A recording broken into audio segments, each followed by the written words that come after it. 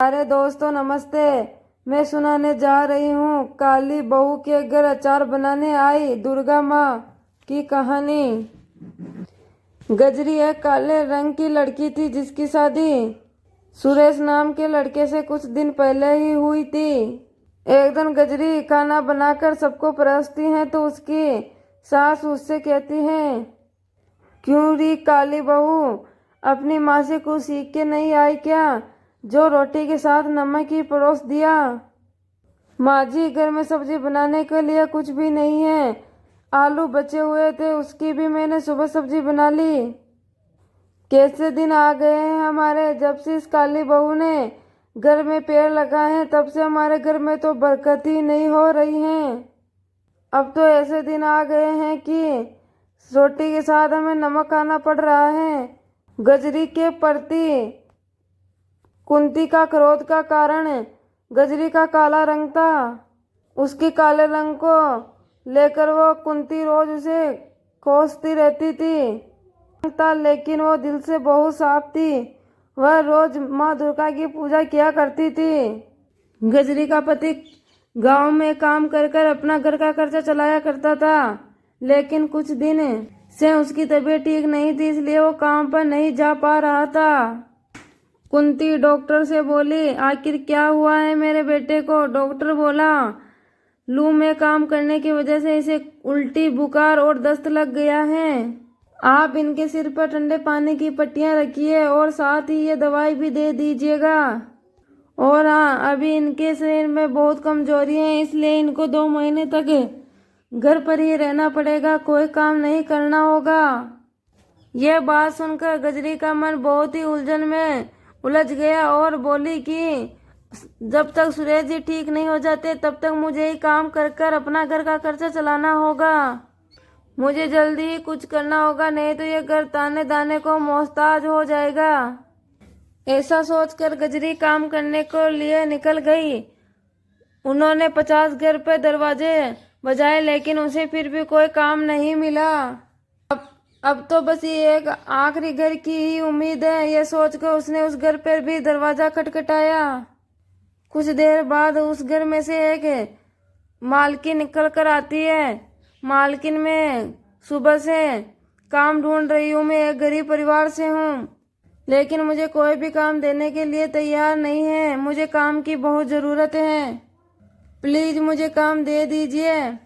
देखो, मेरे घर पर काम करने वाली बाई लगी हुई हैं, लेकिन हाँ, तुम मेरे लिए बाजार में जाकर कुछ सामान ले आओगी तो मैं तुम्हें उसके बदले 100 रुपये दे दूंगी। वो क्या है ना, इस धूप की वजह से मुझे तो घर से बाहर निकला ही नहीं जा रहा। हाँ हाँ मालकिन, आप बता दीजिए सामान, मैं वो ले आऊंगी। गजरी बाजार जाकर सामान लाकर उस औरत को दे देती है और वह औरत उसके बदले उसे 100 रुपये दे देती है। इन पैसों से वह घर के लिए आटा चावल रहती है, लेकिन सब्जियों का दाम सुनकर वो चौंक जाती हैं। हे राम, मेरे पास तो थोड़े ही पैसे बचे हैं और ये सब्जियां कितनी महंगी है। ऐसा करती हूँ, मैं आलू ही ले लेती हूँ, आलू सस्ते हैं तो थोड़े ज़्यादा भी आ जाएंगे। वो उन पैसों से आलू खरीद लेती हैं। तभी वो देखती हैं कि एक बूढ़ी औरत 20 रुपए में अचार दे रही है और उसके पास काफी भीड़ इकट्ठा है। तभी गजरी उसके पास जाती है और बोलती है, माँ, 1 पाव अचार दे दीजिए। गजरी आटा, चावल, आलू और अचार लेकर घर आ जाती है, लेकिन वो सारे रास्ते यही सोचती आती हैं कि उस अचार वाले के पास कितनी भीड़ लगी हुई है। घर आकर अपने पति सुरेश से कहती हैं, आज मैंने बाजार में एक बूढ़ी औरत को अचार बेचते हुए देखा, उसके पास काफी भीड़ लगी हुई थी। मैं सोच रही हूँ मैं भी क्यों ना अचार बनाकर बाजार में बेचूं। बात तो ठीक है, अचार बनाने के लिए जो सामान आएंगे वो तुम लाओगी कहाँ से, तुम्हारे पास तो पैसे भी नहीं हैं। बंसी काका से कुछ पैसे उधार ले लूंगी और जैसे ही अचार बेचने के बाद पैसे आ जाएंगे मैं उनको वापस लौटा दूंगी। वो बड़ी उम्मीद लगाए हुए बंसी काका के पास जाती हैं और बंसी काका उसे पैसे देने से इनकार कर देता है। वो रोती हुई घर आ रही थी, तभी उसे रास्ते में अचार वाली बूढ़ी माँ मिली। अरे बूढ़ी माँ, आप इस समय यहाँ पे क्या कर रही हो? बेटी, कल हमारे गांव में बहुत तेज बादल फटे, जिसके कारण हमारा सारा घर और सामान बह गया। अब मेरे पास कुछ भी नहीं है। अम्मा, आज भी बारिश का मौसम है, आप कहाँ जाएगी? आप एक ऐसा काम करिए, आप हमारे साथ ही घर पर चलिए। उस बाद बूढ़ी औरत गजरी के घर पर ही रुकती हैं और फिर सुबह होने के बाद वहां से जाने लगती हैं तो गजरी उससे बोलती हैं, अम्मा, आप इस उम्र में कहाँ जाएगी? जब तक आपके रहने का कोई ठिकाना नहीं हो जाता तब तक आप हमारे साथ ही रहिए। वो बूढ़ी औरत मान जाती है और फिर गजरी ने उस बूढ़ी औरत को अचार बनाने की बात बताई। बूढ़ी माँ बोली, बेटा, तूने पहले मुझे ये क्यों नहीं बताया? ले, मेरे पास थोड़े पैसे हैं, तुम इनसे अचार बनाने का सामान ले आ। गजरी बाजार जाकर सामान ले आती हैं। दोनों मिलकर बड़ी स्वादिष्ट अचार बनाती हैं। अम्मा, आपने अपना नाम नहीं बताया। वैसे तो बेटी, मेरा नाम भवानी है, लेकिन लोग मुझे कई नामों से पुकारते हैं। कुछ लोग तो मुझे दुर्गा भी कहते हैं। ये सुनकर गजरी सोच में पड़ जाती हैं।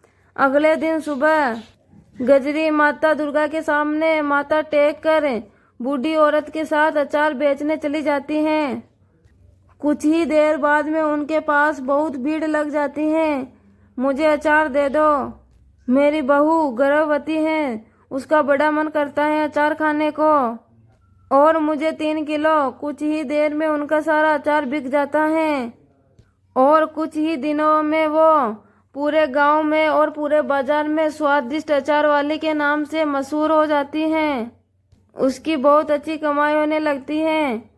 अम्मा, आपकी वजह से आज हमारी बहुत अच्छी कमाई होने लगी है। बेटी, ये सब दुर्गा माँ की चमत्कारी है। मेरा मान तू अपने थोड़े पैसे गरीबों में दान कर, उससे दुर्गा माँ बहुत खुश होगी। उधर उसकी सास बोली, कोई जरूरत नहीं है तुम्हें भिखारियों में दान देने की।